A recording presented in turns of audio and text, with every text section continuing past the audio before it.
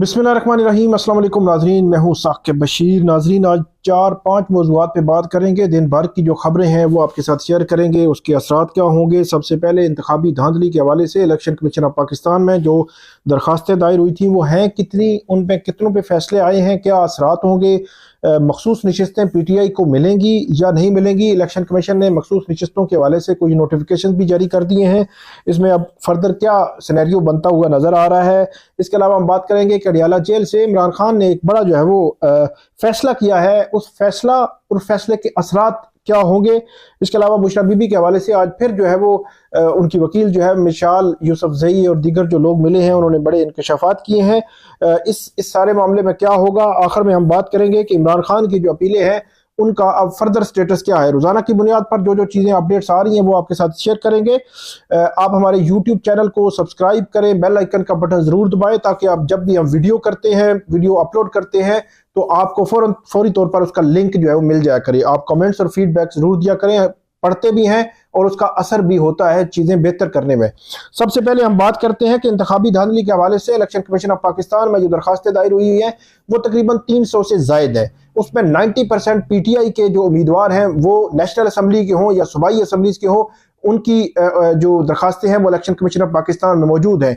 इस वक्त जब हम तकरीबन 9 बजे ये वीडियो कर रहे हैं तो इस वक्त तक अंजम अकील खान और सलमान अकरम राजा इन दो के हलकों के रिजल्ट्स आए हैं और इन रिजल्ट्स में जो इलेक्शन कमीशन है उसने अंजम अकील खान को जो है वो कामयाब करार दिया है और आमिर मुगल को नाकाम करार दिया है। इसके अलावा जो सलमान अकरम राजा है उनकी जो उनका हलका है उसमें भी फैसला आ चुका है और उसमें सलमान अकरम राजा को नाकाम और ओन चौधरी को कामयाब करार दिया गया है। इलेक्शन कमीशन ये कहता है कि अब आप ट्रिब्यूनल में जाएं। तो इतने बड़े सीरियस नौयत के ये केसेस हैं कि इसमें छोटी मोटी कोई धांधली का मामला नहीं है, बल्कि सलमान अकरम राजा ये कहते हैं कि 1 लाख से वो जीते, आमिर मुगल ये कहते हैं कि वो 50,000 से जीते। लेकिन इलेक्शन कमीशन है कि उसमें अब इलेक्शन कमीशन का तफसीली फैसला आएगा तो पता चलेगा। लेकिन बज़ाहिर ऐसे लग रहा है कि ये सिनेरियो कुछ जो है वो इस तरह का जो है वो बनता हुआ नजर आ रहा है कि कल एक प्रेसिडेंट बन जाएगी कि जिसके वोट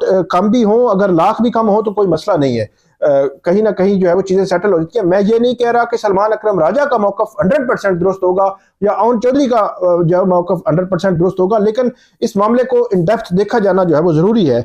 ये 300 से ज्यादा हैं चीजें, लेकिन इलेक्शन कमीशन के फैसले जो है ताखीर का शिकार है। आज 22 फरवरी है, 8 फरवरी से मामला ये चले हैं, कभी एक हाई कोर्ट, कभी दूसरी हाई कोर्ट, कभी तीसरी हाई कोर्ट, फिर इलेक्शन कमीशन से हाई कोर्ट, फिर इलेक्शन कमीशन। ये मामला जो है वो चल रहे हैं लेकिन किसी एंड पर पहुंचते हुए नजर नहीं आ रहे। आज PTI की जानिब से ये कहा गया है कि वो इलेक्शन कमीशन की इस जो शफाफियत पर, इलेक्शन की शफाफियत पर जो सवाल उठे हैं उनके खिलाफ वो सुप्रीम कोर्ट ऑफ पाकिस्तान से रुजू करेंगे।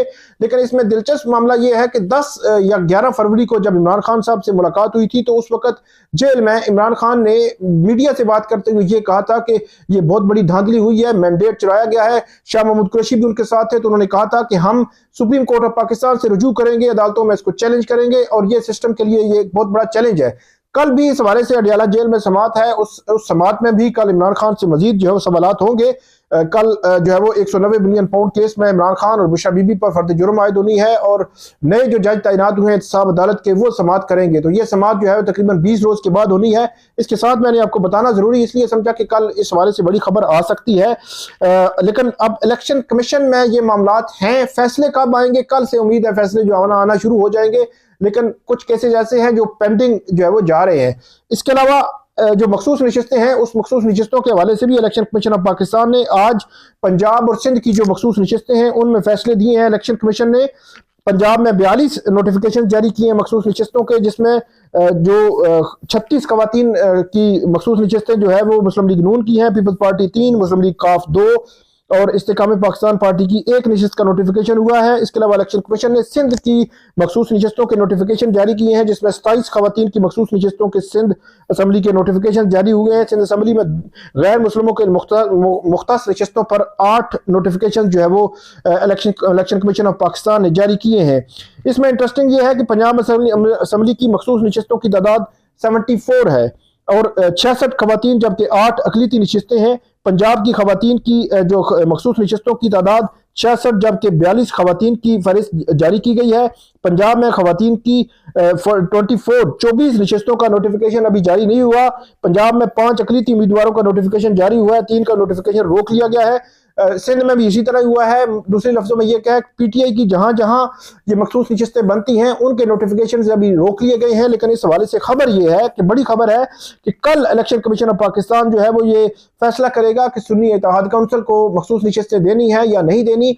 अगर ये फैसला इलेक्शन कमीशन ये करता है कि सुन्नी इत्तेहाद काउंसिल को जो है वो नशस्तें देनी है तो फिर उनसे जो है वो लिस्टें मंगवाई जाएंगी। अगर ये फैसला करते हैं कि नहीं देनी तो फिर जो है वो एक डिफरेंट सिनेरियो जो है बनेगा। ये बहुत अहम मरला है, क्योंकि इसी अहम मरले के हवाले से जिस दिन सुप्रीम कोर्ट ऑफ पाकिस्तान ने बल्ले के निशान केस का फैसला दिया था तो उस वक्त भी सवालात उठे थे कि जब यही लोग जो है वो आजाद होंगे, किस पार्टी के झंडे के नीचे जाएंगे, क्या होगा, उन लोगों का मैंडेट का क्या होगा, मैंडेट सिक्योर होगा या नहीं होगा, कानून के उसके नीचे आएंगे या नहीं आएंगे, मखसूस नशस्तों का क्या बनेगा।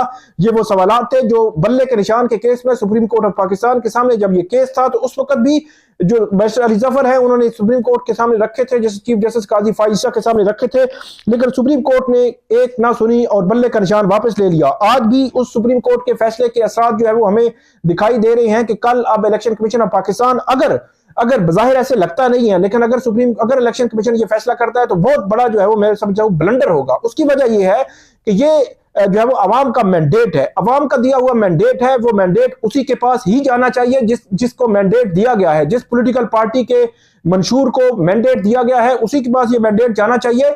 इससे कबल भी इसी मैंडेट के हवाले से, मैंडेट चोरी करने के हवाले से, धांधली के हवाले से, इलेक्शन कमीशन की शफाफियत के हवाले से बहुत ज्यादा सवालात उठ रहे हैं। अगर इलेक्शन कमीशन ऑफ पाकिस्तान कल ये फैसला करता है कि हमने सुन्नी इत्तेहाद काउंसिल के नाम पर पीटीआई के लोगों को जो है वो मखसूस नशस्तें नहीं देनी तो ये एक बड़ा सिनेरियो क्रिएट होगा, बहुत बड़ा, क्योंकि पहले ही एक एहतजाज की सूरत हाल बनी हुई है और धांधली के खिलाफ बहुत ज्यादा आवाजें उठ रही हैं। अगर ये भी मामला हुआ तो फिर मेरा ख्याल है नेक्स्ट फोरम जो है वो सुप्रीम कोर्ट ऑफ पाकिस्तान होगा और सुप्रीम कोर्ट फिर ये तय करेगी कि क्या मखसूस नशस्तें जो है वो ये पीटीआई को मिलनी है या नहीं मिलनी।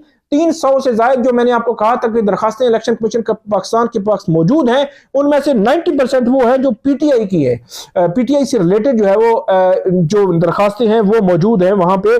खैबर पख्तूनख्वा से पीटीआई से 44 में से 39 नशिस्तें जो है वो पीटीआई ने जीती हैं। इसके अलावा इस्लामाबाद के मुख्तलिफ हल्के, लाहौर है, पिंडी डिवीजन है, जनूबी पंजाब के कुछ हैं, मुल्तान से हैं, कराची से हैं, जो सुप्रीम कोर्ट जो इलेक्शन कमीशन ऑफ पाकिस्तान के सामने जो है वो पेंडिंग है, मामलात इस वक्त भी पेंडिंग है।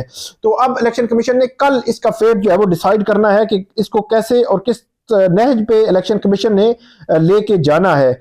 इसके बाद अगर बात करें, आज जो अडयाला जेल में मुलाकात थी बैरिस्टर अली जफर और बैरिस्टर गोहर और शेर अफजल मरवत, दीगर जो पीटीआई के वकला है वो इमरान खान से मिले हैं, वहां पे इमरान खान से मुलाकात हुई है और वहां पे मुलाकात के दौरान आज बड़ा अहम सिनेरियो ये बना है कि इमरान खान ने एक तो बैरिस्टर अली जफर को आइंदा जो उनके जो इंटर पार्टी इंतखाबात होने जा रहे हैं मार्च के पहले हफ्ते में या पहले या दूसरे हफ्ते में 3 मार्च बताया जा रहा है, तो उस इंटर पार्टी इंतखाबात के लिए इमरान खान ने अब बैरिस्टर गोहर से जो है वो मामला हटा के बैरिस्टर अली जफर को नामजद कर दिया है। बैरिस्टर अली जफर का जो पैनल होगा इंट्रा पार्टी इंतखाबात में वो पीटीआई की जानिब से जो है वो इलेक्शन लड़ेगा और बैरिस्टर अली जफर चेयरमैन के कैंडिडेट होंगे।